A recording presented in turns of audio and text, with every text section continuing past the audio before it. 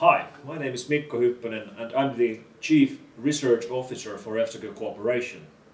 And here at F-Secure we worry about the security of the net. And what we're worried about are the online criminals. What makes online criminals different from all the other kinds of criminals is that they operate online here on the internet, which means there is no geography, there are no distances.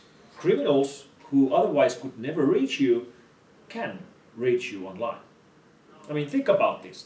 What's the most likely real-world crime you might become a victim of? Somebody might steal your car, or somebody might break into your house and steal your TV, or maybe steal your wallet at the metro. I mean, that might happen. But whoever does that lives in the same city as you do.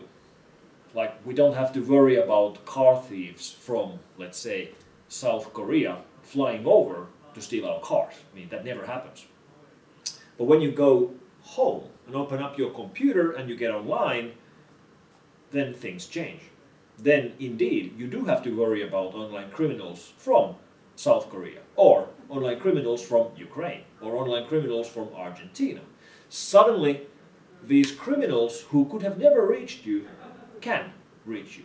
Because on the internet, we have no borders, we have no distances, we have no geography.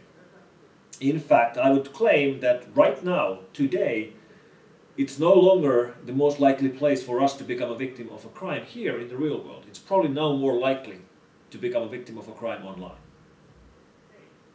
This means that internet is as if somebody would have given free plane tickets to all the criminals of the world. All the small-time petty criminals can now reach you, and they could not have reached you before the internet.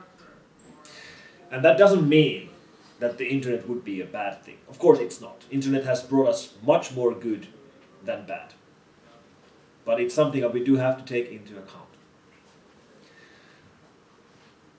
And we can divide the attackers online into different groups based on what are their motives. We have basically three main groups of attackers. Group number one are criminals. They do it to make money. Group number two, hacktivists or online activists, groups like Anonymous and so on. And then we have group number three, which are attacks by governments, including things like Stuxnet, which was a government operation to target the nuclear program of Iran, and cases where governments use technology to spy on their own people. And the risk of getting hit by these attacks is quite different. Criminals, the first group, they target everybody. They don't really care who you are or where you are, as long as they can make money. And money is a great motive. People do all kinds of things to make money, so obviously criminals will operate online as well if they can make money with it. And they can make money with it. We have millionaires online who became millionaires through online crime. And if that's possible, this is not a problem which is going to go away. The mechanisms they use to make money with their online attacks range from stuff like taking over computers so they can send spam from those computers, all the way to banking trojans, which will steal money while you do online banking from your infected computer, to keyloggers, which collect credit card numbers from an infected machine when the owner of that machine is doing online shopping and typing in his personal details.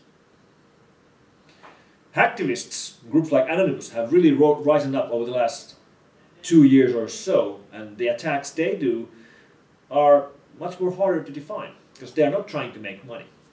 They're trying to send a message, or they're trying to protest, or sometimes they do it just for the fun of it.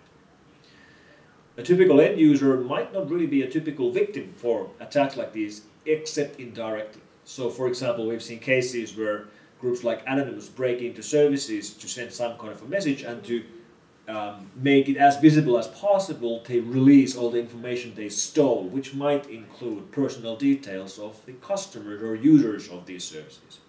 And there really isn't much the end user could do about those services, or about to secure themselves against those kind of things.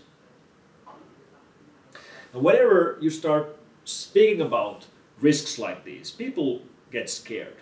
When they realize that the criminals really are out there, and they realize how they work and how they make money by taking over computers, the typical reaction I see is that, people said, oh my God, I never knew it's so bad. I'm never going to go online again. Or I'll never do any online shopping again. Or I never use my credit card online again. And that's not really the right reaction. That's not really what I'm trying to say. What I'm saying is that the internet is no different from the real world. The real world has problems. The real world has criminals. So does the online world. There are criminals in every city. There are criminals on the streets of this city right now. Yet people live and work in this city. They just take precautions. And exactly the same thing applies to the online world. Yes, it's true.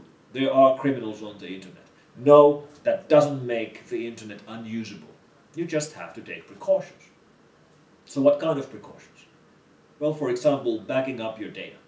If you somehow lose your data, if you lose your computer, you lose your laptop, you lose your smartphone, make sure you have a backup.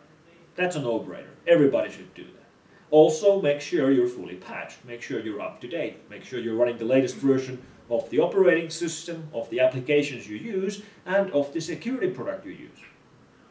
And make sure that your product is securing you properly. Make sure that if you have an antivirus, that it's really running and up to date and getting the updates.